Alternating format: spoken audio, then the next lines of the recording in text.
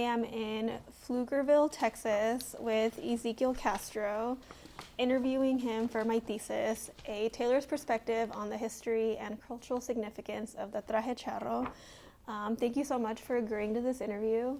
I'd like to start with talking about how you started playing mariachi music.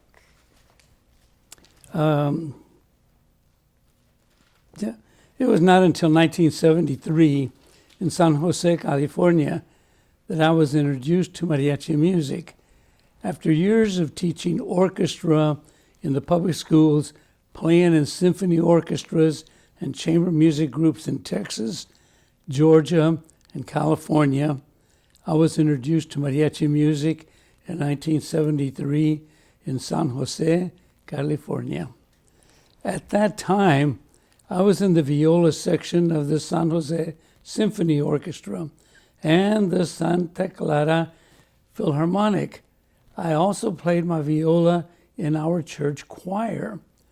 After Mass one Sunday, an acquaintance approached me regarding a class at San Jose City College. He asked me if I had a violin and would I be interested in learning to play mariachi music. My immediate response was, "What is mariachi music?"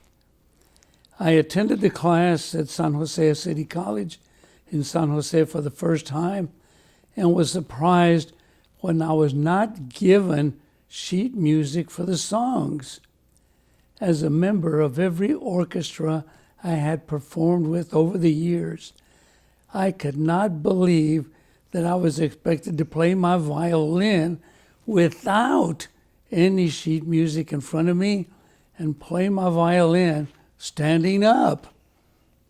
The community college group started performing in white shirts and dark pants. The females wore skirts and go-go boots with some type of tie. Later, some of the members wore simple trajes. Mm-hmm. So what was it like going from playing classical music to playing mariachi? How did you learn? Oh, how did you learn, to play mariachi? It was a big jump because I had grown up. I learned to play by ear and by listening to what others were playing. I learned to ask, "En qué tono?" In what key? And I played right along with the group. Mm-hmm. And who taught you, or were you self-taught? I attended the mariachi class at San Jose City College in San Jose. The instructor was Mark Fogelquist. Mark was invited to teach the Los Lupeños mariachi class. Mark had not yet completed his Master of Arts in Ethnomusicology at UCLA and did receive it from UCLA in 1975. Mm-hmm. What was it like going from playing classical music to playing mariachi? In classical music, as a member of the symphony orchestra, I, as well as the musicians, followed the beat of the conductor, and the musicians only play the music as it is written, reading notes on the sheet music in front of us, expressing no emotion, and not talking with anyone in the symphony orchestra. Once the performance is over, we leave the stage, put our instruments in cases, and exit the concert hall. When I started playing in the mariachi, I could not believe that I was expected to play my violin without any sheet music. It was quite an adjustment for me to perform without music after decades of only playing music as it is printed on sheet music sitting on a chair. In mariachi performances, the guitarrón, the bass instrument, sets the tempo for the entire mariachi group. When mariachis play vocals, the musicians will again follow the guitarrón, which also sets the tempo for their singing. All members of a mariachi sing. I also had to learn that as a member of a mariachi, I could walk around singing as I was playing my violin with all the hoopla and gritos as I was walking around singing for folks. As mariachis, I learned that we could interact with them and even have them get up and sing with the mariachi. What a difference from sitting in a chair, reading notes on the sheet music in front of me, expressing no emotion, and not talking with anyone in the symphony orchestra. Mm-hmm. All right. How old were you when you put on your first traje charro? I was 42 years old when I put on my first traje charro. What do you remember? Oh, sorry. It's okay. What do you remember about this traje? I remember that it was a traditional black traje charro. I never wore such a different kind of outfit, which was so different from the tuxedos I had worn since I put on my first tux when I was 18 years old to perform as a member of the University of Texas at Austin Viola Ensemble and as the University of Texas at Austin conductor of orchestras for the Junior String Project. What style of traje was it? No, what color was it? My first traje charro was black. Mm-hmm. And what style was it? My first traje charro was a traditional black traje. Mm-hmm. What kind of details did it have? My first traje charro was a traditional black, tightly fitting traje charro with ornamented pants, embroidered belt, and short jacket, vest, wide bow tie, moño, botines, boots, and a wide brim sombrero hat. Mm-hmm. Where did you buy it? The professional Mariachi Estrella, had it made for me, and I paid for it. Mm-hmm. Where do you buy your trajes now? I have usually had my personal traditional traje charros made by the professional mariachi groups I played with or bought them from various sources. For my high school groups and my University of Texas at Austin Mariachi Ensemble, I have bought them from various sources as the Mariachi Connection in San Antonio, and I had them made in Mexico. Is there a specific tailor that you like to buy them from? I have never had a specific tailor that I bought trajes from. Mm-hmm. How much does a traje charro cost? The traje charro consists of 3 pieces: the pants, the jacket, and the vest. Inexpensive trajes can cost around $195 to $600. A tailored traje can start around $600. Differences in price are based on the quality of the fabric and the embroidery design. The more ornaments which are added, the more expensive the traje will be. Mm-hmm. How many trajes? What is the difference in price when it is custom made and when it is not? Custom-made traje charros are very expensive because they are especially custom-made to order. They can reach $17,000. They are made of elegant and high-quality fabrics, complex and handmade embroidery, additions such as gold or silver buttons with a set of botonadura, and also including the broche and special buttons for the sleeves and ornaments called plata or also gala. How many trajes do you own? I have had. Okay, I've had black 4, gray 1, white 2, sand 2, orange 1. Do you have a favorite traje? My favorite traje charro that I have ever worn was the same as the last trajes I bought from my students in the University of Texas at Austin Mariachi Ensemble in 2017. My embroidered jacket, bow tie, moño, and white botines boots are the same as my students.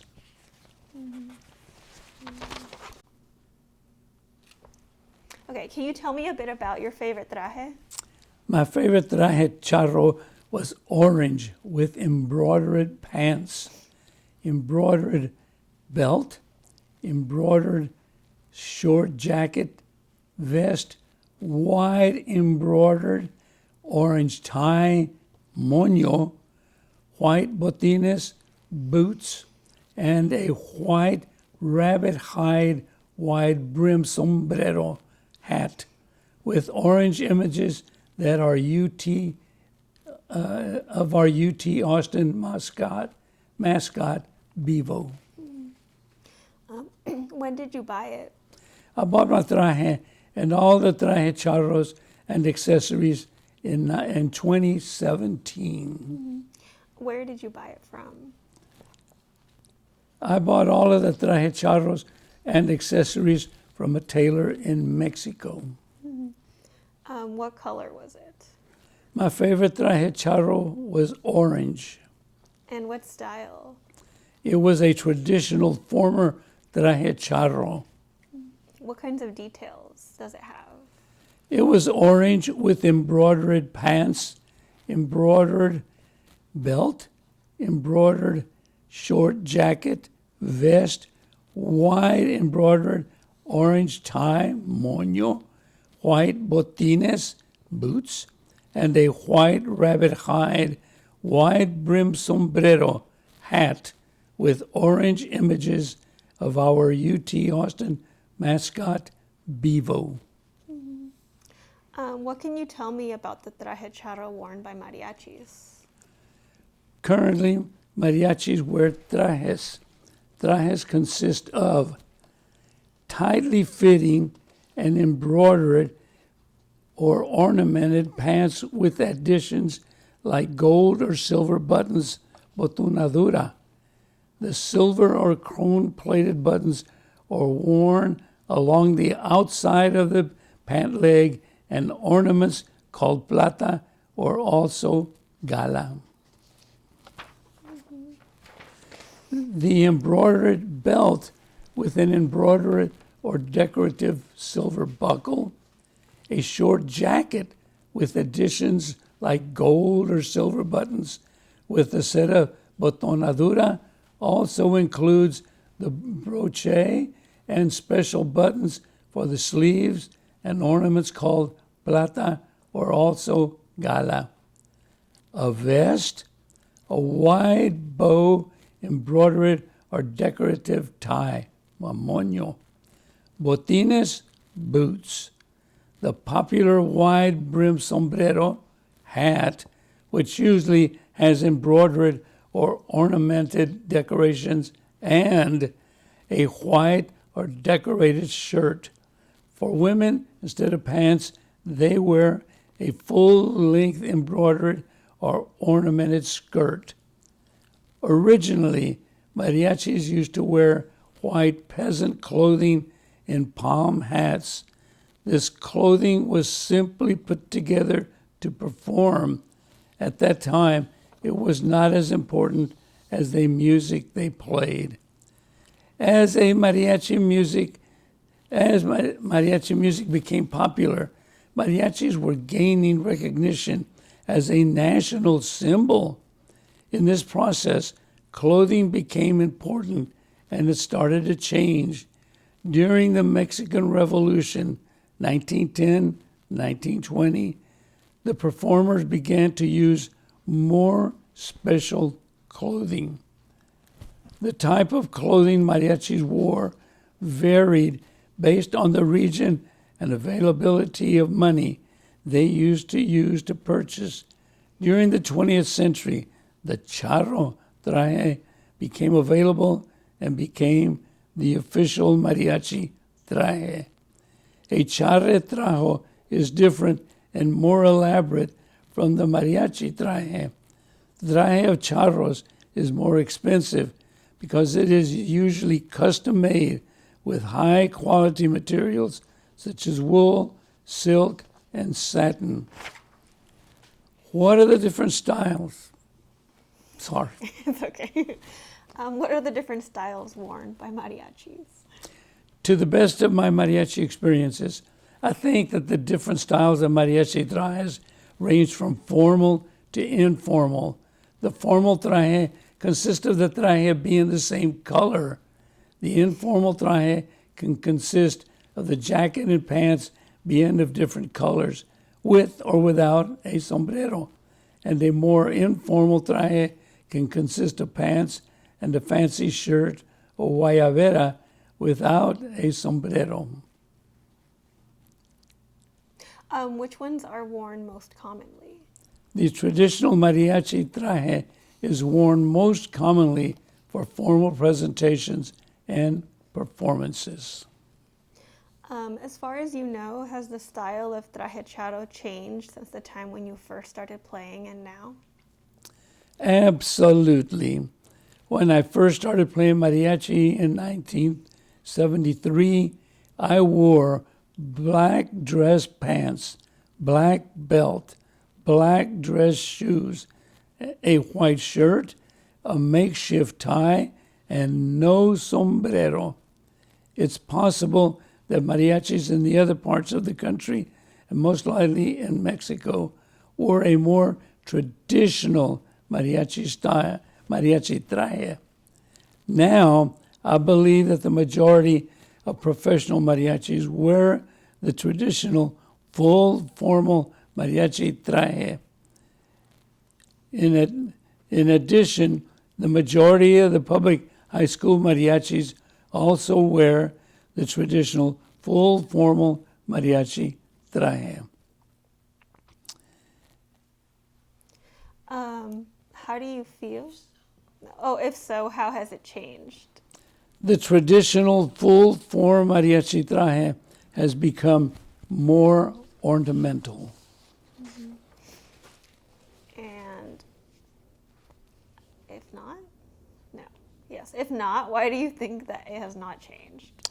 In some areas, due to finances, the mariachi traje is not as ornamental. How do you feel when you put on a traje charro?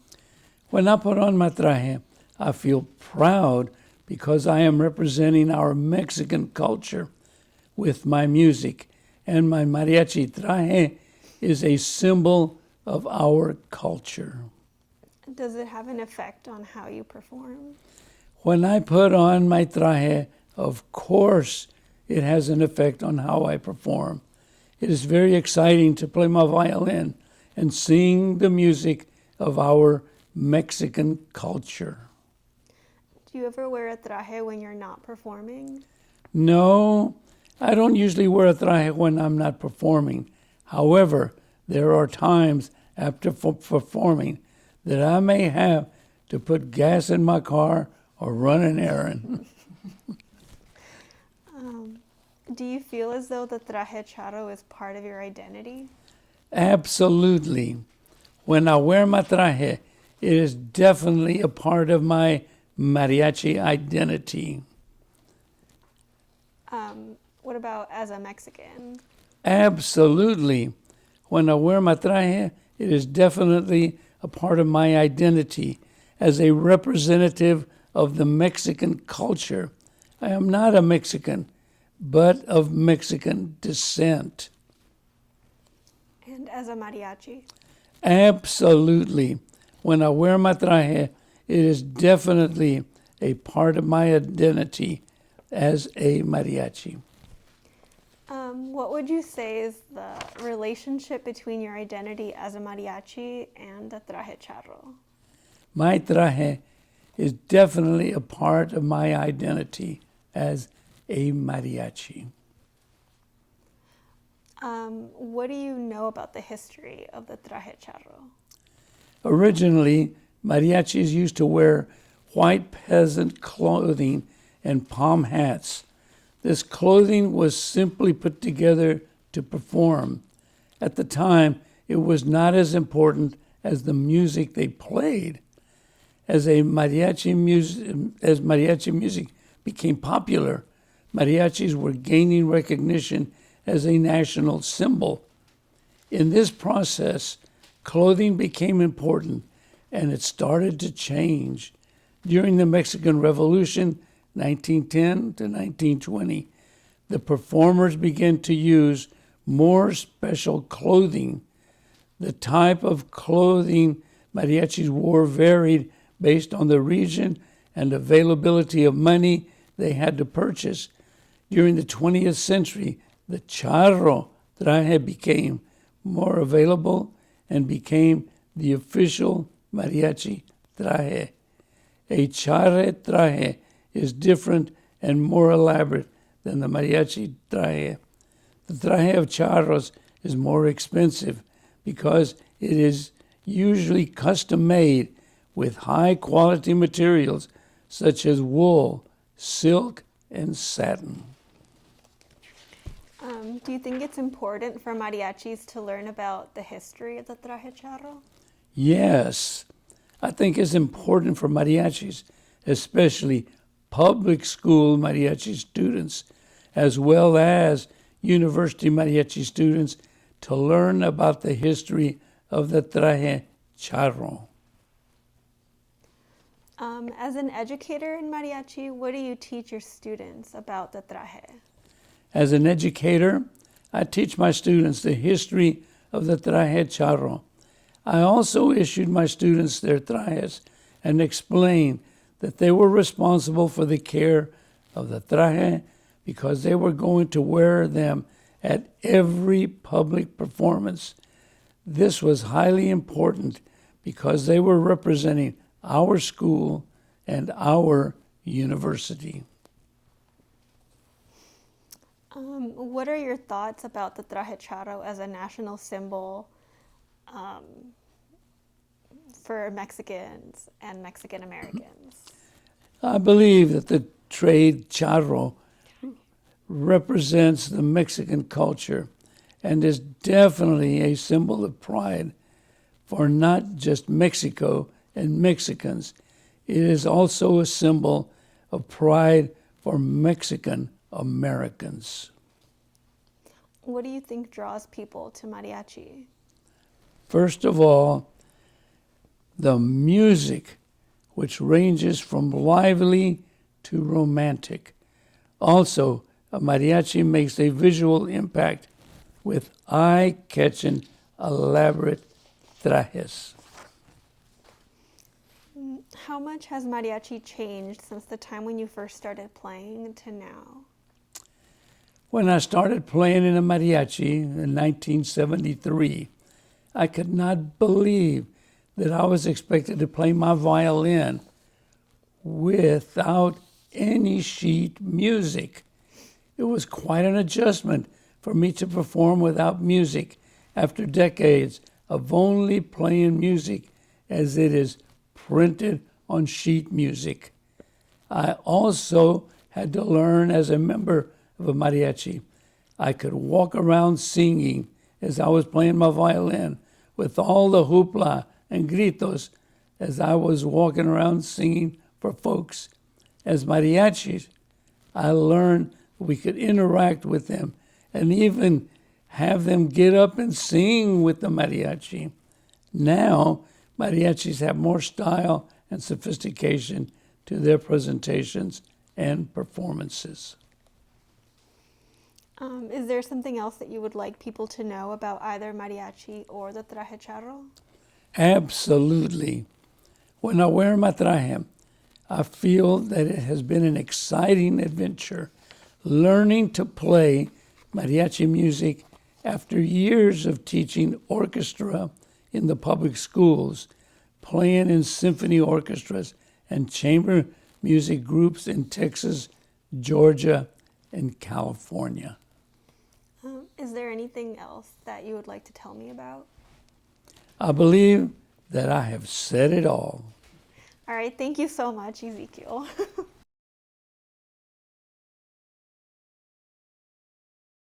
Does anyone in your family play music, either classical or mariachi? Our sons, Ezekiel Acevedo's great grandsons. We have two sons who began their musical studies in San Jose, California, as part of the Suzuki Children's Program in the San Francisco Bay Area when Carlos Antonio was 6 and Christopher Robert was 4 years old. Carlos and Christopher participated in the San Francisco Bay Area's Suzuki Children's Workshop at the University of California at Berkeley every 2 years. When the Suzuki children finished their world tour, UC Berkeley was their last stop before returning home. Christopher is in the foreground on the stage with the UC Berkeley, and Carlos is right behind him during one of their rehearsals. In 1972, they surprised us with a Christmas concert.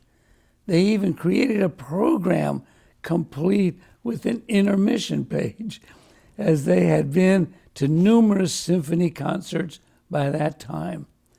They had also been to my orchestra concerts when the school district had spring concerts and all-district orchestra concerts. They were quite familiar with concert etiquette, therefore they created an exceptional program. This Christmas, 2023, their program, which we keep on the program, on the piano, will turn 51 years old. Several years ago, Carlos surprised all of our family with his gift to all of us. He took the photo of our 1972 Christmas concert and created a CD of all the music of our LPs of Christmas music that we had always played as we decorated our Christmas tree and played throughout the Christmas season over the years since they were young children. They continued their violin studies and started playing guitars, French horn, flute, trombone, as well as all the mariachi instruments. Christopher started playing the trombone as well as the electric bass guitar. When he entered the university, his major was trombone, as well as excelling on the guitarrón. He was the student director of the Texas A&I University Mariachi Ensemble. Carlos played the acoustical guitar and several electric guitars. He joined Christopher and his girlfriend, Terry Hernandez, at Texas A&I University. However, even though he was musically gifted, he chose to major in chemistry and biology. He still excels in playing musical instruments.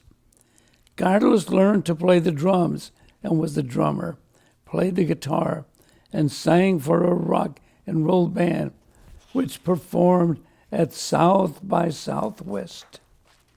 Carlos, a freshman at UT Austin, and his girlfriend, Terry Hernandez, when she was in high school and in my Travis High School Mariachi Rebeldes del Sur.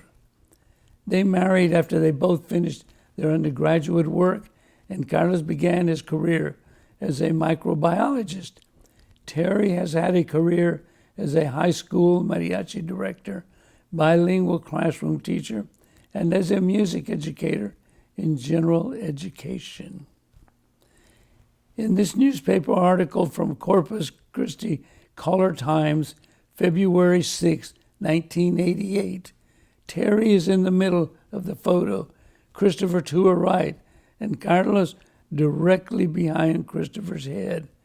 Christopher was a student director of Texas A&I University Mariachi Ensemble while in undergraduate school.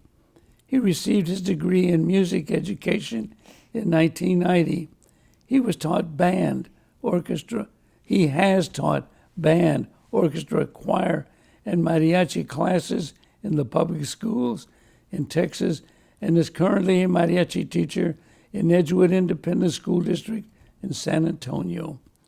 When I received the Greater Southwest Optimistics Club 2020 Excellence in Education Award on March 26, 2022, Carlos read my acceptance speech and surprises by reading his tribute to me. Dad's acceptance speech, me. This is Carlos talking. On a personal note, I would like to give my dad a great big thank you. He started me on my musical journey with my first instrument, which naturally was the violin. He then taught me the guitar, which I still play to this day. He then taught me the French horn, which I played in high school. He also taught my brother Chris more or less the same instruments as me. However, he taught Chris how to play the guitarrón, the mariachi bass instrument, which he still plays today. I want to say that both Chris and I are forever grateful to our dad for giving us the gift of music. Thanks, Pop. Carlos accepting my Greater Southwest Optimistics Club 2020 Excellence Education on March 26, 2022.